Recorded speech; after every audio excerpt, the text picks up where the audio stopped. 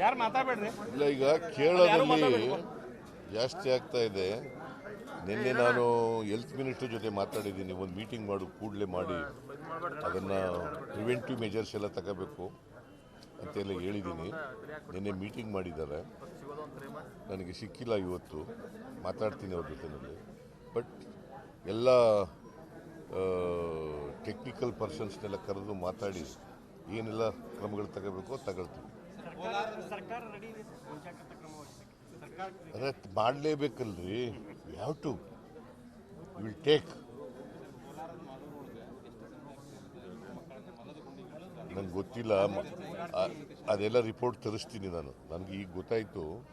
Report ತರಿಸಿ ಯಾರು ತಪ್ಪಿಸ್ತಿದ್ರೆ ಅವ್ರ ಮೇಲೆ ಕ್ರಮ ತಗೋತೀನಿ. ನಿನ್ನೆ ಬಂದಂತ ಬಿಜೆಪಿ ಡೆಲಿಗೇಷನ್ನಲ್ಲಿ ಒಂದು ಅಪರಿಚಿತ ಅನ್ನೋ ಸಾರಂಗಿ ಅನ್ನೋ MP ಈ ಘಟನೆ ಬಗ್ಗೆ ಗಾಂಧಿ ಫ್ಯಾಮಿಲಿ ಯಾಕೆ ಸುಮ್ಮನೆ ಇದೆ, ಏನು ಮಾತಾಡ್ತಾ ಇಲ್ಲ ಅನ್ನೋ ಒಂದು ಪ್ರಶ್ನೆಯನ್ನು. ಏನು ಮಾತಾಡಿಲ್ಲ.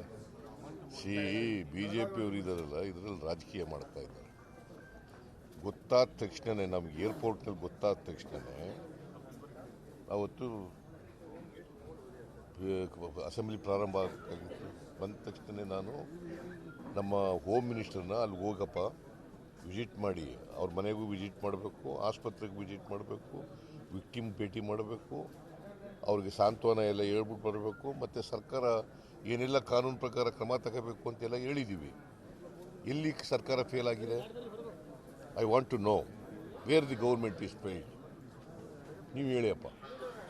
ಅವರು ರಾಜಕೀಯ ಮಾಡ್ತಾ ಇದ್ದಾರೆ. ಈಗ ಒಂದು ಟೀಮ್ ಕಳಿಸಿದ್ದಾರೆ. ಈಗ ಉತ್ತರ ಪ್ರದೇಶದಲ್ಲಿ ಒಬ್ಬ MLA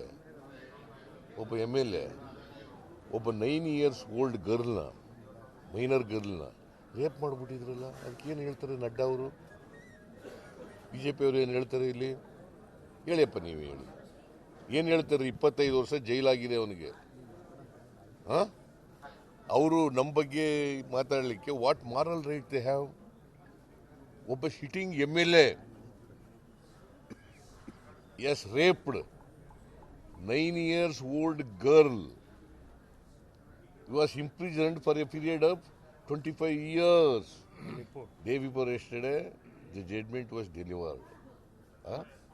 ಅಂತ MLA ಇಟ್ಕೊಂಡ್ರವರು ಈ ಪಕ್ಷ ಹೆಣ್ಮಕ್ಳ ಮೇಲೆ ದೌರ್ಜನ್ಯಗಳು ನಡೆಸಿರ್ತಕ್ಕಂಥ ಪಕ್ಷ.